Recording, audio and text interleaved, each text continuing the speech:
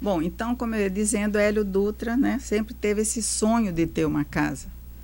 Como eu disse no início, né, todo mundo que ia visitar Havana, até o Fernando Moraes disse, conheceu o Fidel e conheceu o Hélio Dutra porque ele recebeu os exilados, né, eu já falei no início, mas ele é um brasileiro que chegou lá como uma indústria, representante de uma indústria farmacêutica, né, em 1945, né, e quando já houve toda a movimentação da Revolução, ele se incorporou, inclusive foi o único brasileiro que pertenceu ao Partido Comunista Cubano.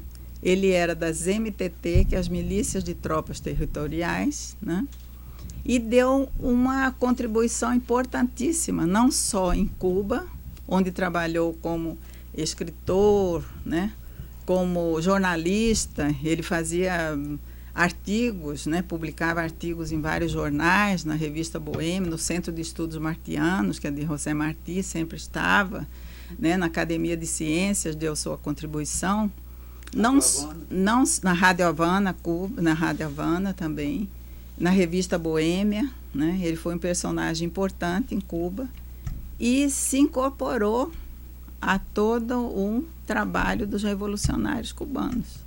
Tanto assim que, quando triunfou a Revolução, ele entregou a Labrápia, que era o laboratório de medicamentos, para o qual ele foi, né, para o Caribe, para fazer a divulgação dos medicamentos desse laboratório, e se apaixonou por Cuba e ficou por lá, né, durante todo esse tempo. Teve um interregno de 1 ano que ofereceram um cargo para ele no Rio, ele voltou, mas não aguentou, foi 1 ano só, ele voltou para Cuba depois. E além disso, isso eu estou dizendo dentro de Cuba, mas como ele tinha o coração, né, que eram as 2 bandeiras, desculpe que eu fico um pouco emocionada, o coração era brasileiro e cubano, ele recebia os exilados, né, brasileiros, e oferecia toda a ajuda possível. Não que ele tivesse dinheiro, mas ele dividia tudo que ele podia com as pessoas. Ele foi muito importante, tem o reconhecimento de muitos brasileiros até hoje, né? Então, com esse sonho dele de ter uma Casa Brasil, né, retomando aquela questão, em Cuba, ele começou a buscar essa fórmula e até o final dos dias dele, que ele morreu em 2004, né, morreu com 95 anos, ele não tinha conseguido. E esse é um sonho que eu tentei recuperar com a ajuda de muitos amigos, né? Vamos dizer assim, sem modéstia, eu fui a pessoa que começou a impulsionar isso, mas comigo vieram muitos companheiros. Então, nós começamos a lutar, inclusive, para ter uma casa grande, como são as outras, em Havana Velha, muito bonita, com toda a dependência para a Casa Brasil-Cuba. Vimos que não seria possível. O Rio de Janeiro também já tinha feito um projeto, mas não conseguiu, porque essas casas a gente precisaria reformar as casas. Então, nós não tínhamos dinheiro para isso.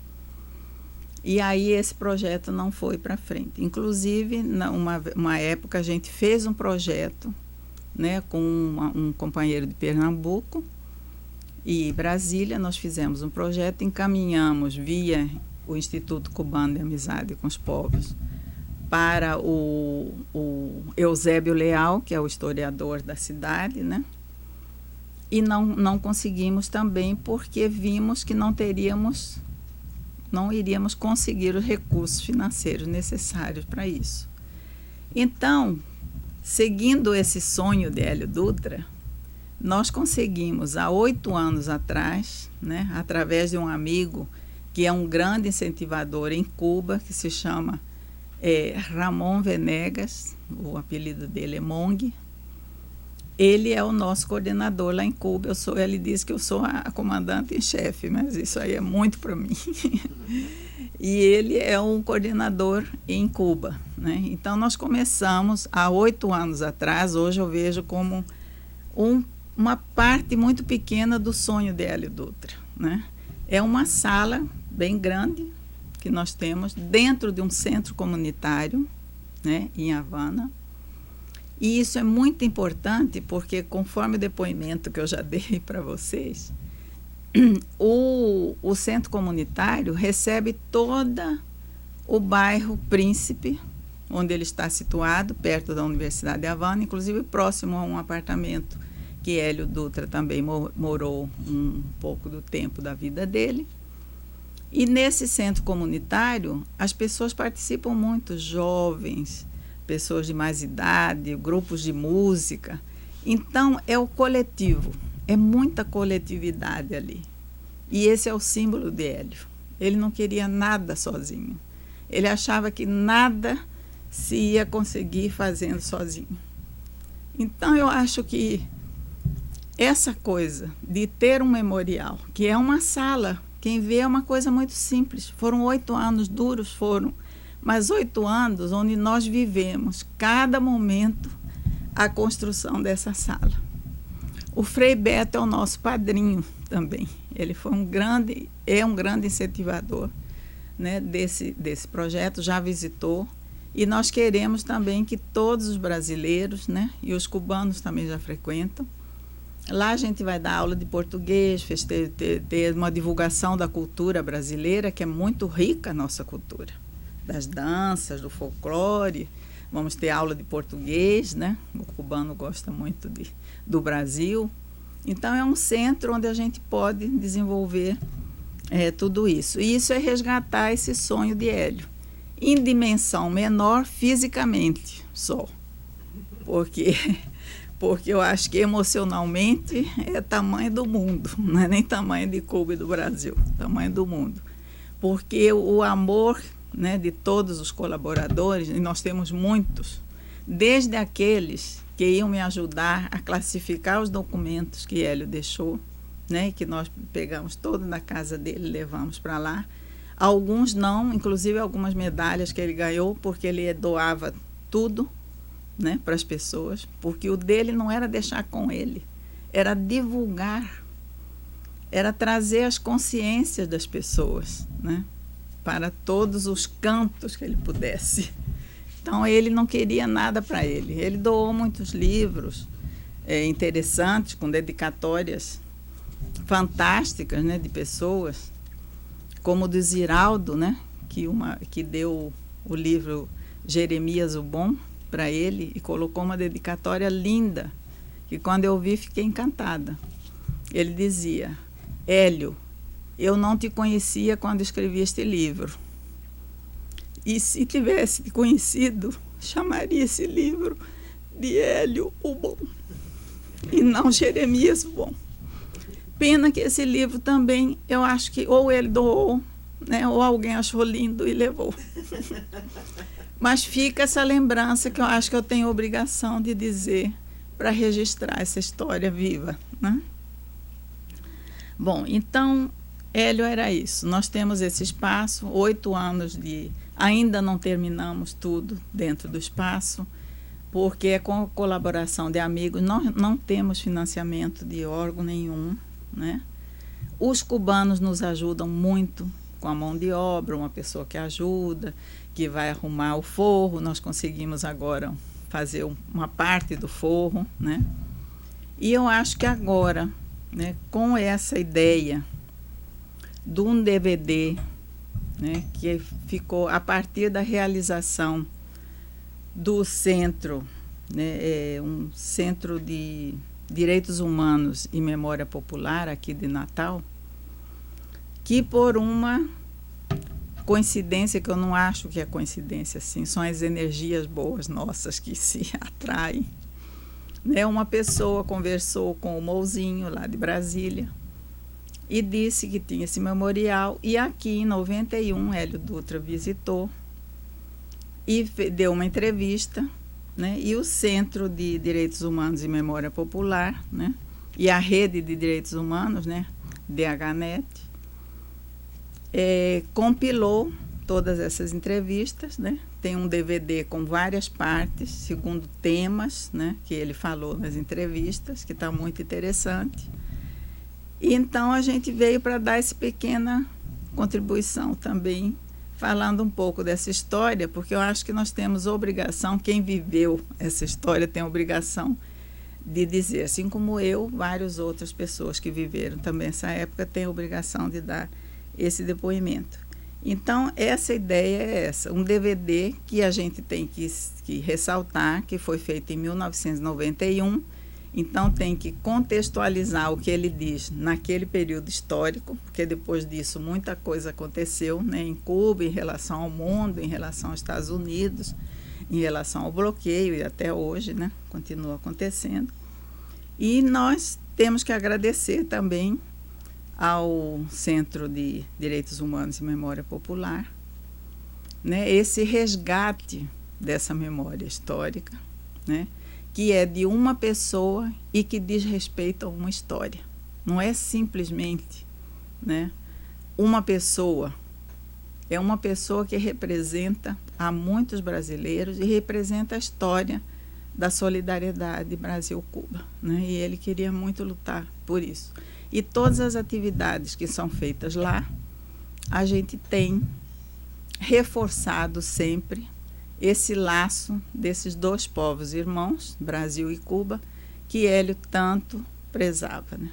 Tanto que na festa dele de 90 anos, né, que foi feita nos jardins da Casa da Amizade, né, na Rua Passeio, lá em Cuba, nós fizemos um bolo imenso com as bandeiras dos dois países e não tinha duas velas, uma com 9 e outra com 0.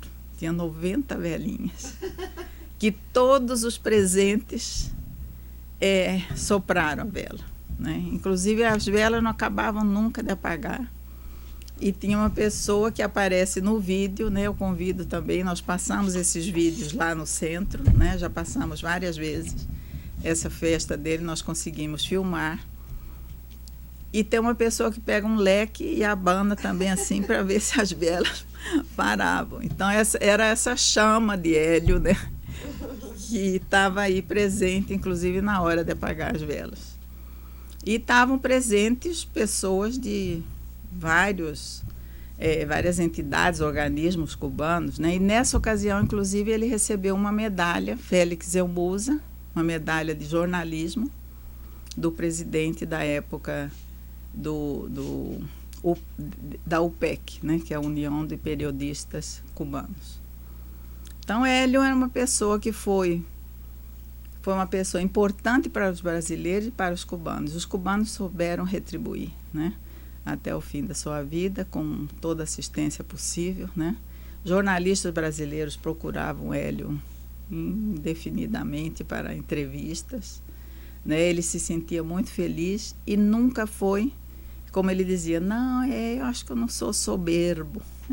Realmente ele não tinha nada de ele. Era tudo o Brasil. Era uma paixão pelo Brasil e por Cuba, que estava mesclado no coração, assim como, e é importante colocar, da sua companheira Ela Álvares Delgado, né? Ela é uma mulher fantástica, que era também das milícias de tropas territoriais, e não o ajudou, estava ao seu lado, né, o tempo todo. Então, ela também, eu acho que esse vídeo revela também muito a mulher que ele teve ao lado dele, né, que é ela.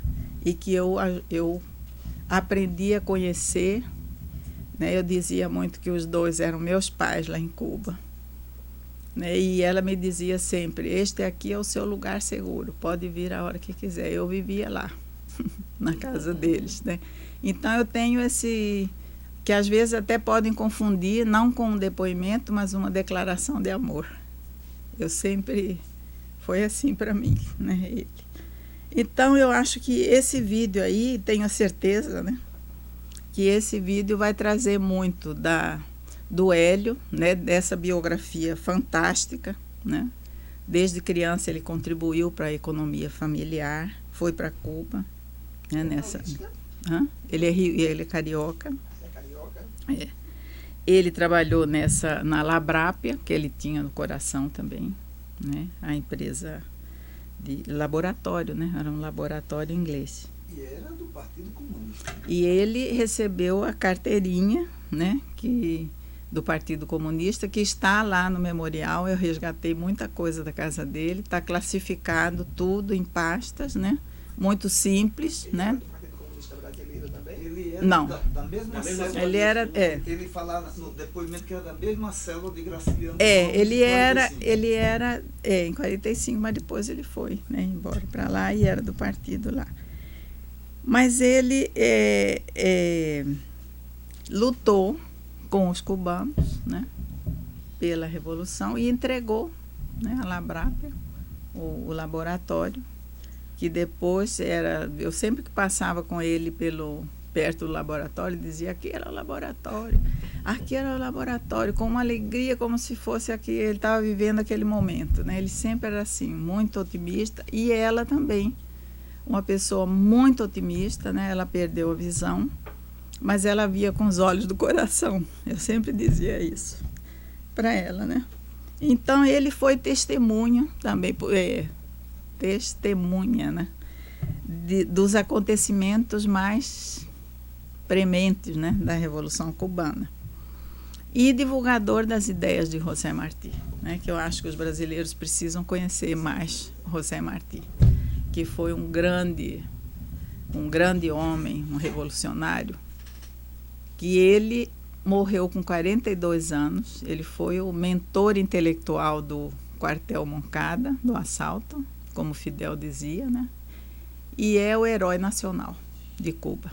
Ele é conhecido muito na América Latina.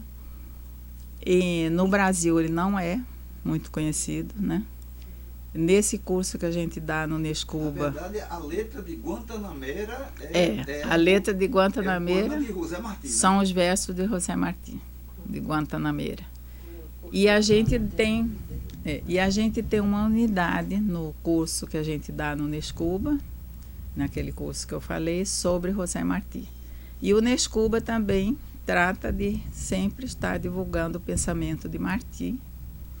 E nós fizemos uma tradução de Nossa América, que eu acho que todo brasileiro devia ler, porque é como se ele estivesse escrevendo hoje, né? Foi a primeira pessoa a usar a palavra imperialismo. Ele lutou pela independência de Cuba, né? Organizou um partido revolucionário cubano para organizar a guerra da independência. Não é um partido que indica candidato para eleger, não é um partido de eleição, é um partido organizador das lutas pela independência. Nós concluímos agora um livro que recolhe os textos das obras completas de Martí sobre o Partido Revolucionário Cubano e deve sair ainda este ano pela editora da Universidade de Brasília, né? Eu acho que inclusive o título é O Partido Revolucionário Cubano de José Martí, uma concepção ético-política original. É para chamar a atenção porque realmente é uma lição, né, e um guia para nós, né, que estamos lutando por uma sociedade justa e igualitária. Eu acho que é um guia realmente de unidade da classe trabalhadora, porque enquanto não houver unidade, né, e esse espírito de luta, a gente não vai conseguir muita coisa. E eu creio muito que a gente vai conseguir, e vai conseguir essa unidade. Então eu acho que esse vídeo, né, esse DVD que vai ser apresentado... Inclusive, a íntegra do livro dele, que deve estar, não tem mais circulação, o Querida Ilha, né? As pessoas vão ter acesso ao Querida Ilha. Ele escreveu esse livro, né, foi bem lembrado, Querida Ilha, e que é um livro que é uma declaração de amor a Cuba. E ele foi, inclusive, chamado por Fernando Moraes, que até hoje a gente fala muito, né, que ele é assim, e está na lápide de mármore que está colocada no seu túmulo, que é o mais brasileiro dos cubanos e o mais cubano dos brasileiros. Então, ele está sepultado num túmulo, logo à entrada do cemitério Colón, em Havana, à esquerda, que é o túmulo dos emigrados revolucionários, e onde está também sepultados os pais de José Martí. E eu acho que isso é uma honra para os brasileiros. Olha, muito obrigada por ter esse espaço aqui. A última pergunta. Porque eu já estou emocionadíssima. Está querendo, de alguma maneira, enquanto você dá uma recuperada, a gente está querendo também trazer para o nosso DVD também um pouco dos ventos da Revolução Cubana aqui para o Brasil e notadamente para o estado do Rio Grande do Norte. Porque nós tivemos um prefeito aqui, chamado Djalma Maranhão, que pegou um pouco o espírito do tempo e muitas coisas que a gente vê de Djalma é um pouco, parece também as coisas cubanas, né? Tanto que a gente descobriu que a campanha de alfabetização de Cuba, de 61, é a mesma campanha de alfabetização do Rio Grande do Norte em 1961. Então, fala um pouco do que a gente está conseguindo, o manual, a cartilha cubana, a cartilha do chão, que foi feita em cima da experiência do MCP, Movimento de Cultura Popular, dessa Josina que foi falada aqui, que é uma das coordenadoras. Então, a gente tenta trazer também para o universo Hélio Dutra, Brasil, Cuba, também um pouco dessa por assim, osmose cubana, Brasil, anos 60. Deixa eu continuar. Nós estamos quase como se fosse uma espécie de uma hipótese, né? É que talvez, é possível que tenha havido esse link de lá para cá, daqui para lá, de lá para cá, daqui para lá. Principalmente por causa do fato da Josina. É do mesmo ano, é de 1961. Aqui foi 62. Lá em cima. Não, aqui foi 61. 61, com certeza total. 61 tudo isso. Então foi. Fez tudo isso, dou aula sobre isso. Mas foi baseado na cartilha cubana. Não. É isso que a gente... Não, na verdade... Corta aí, porque senão...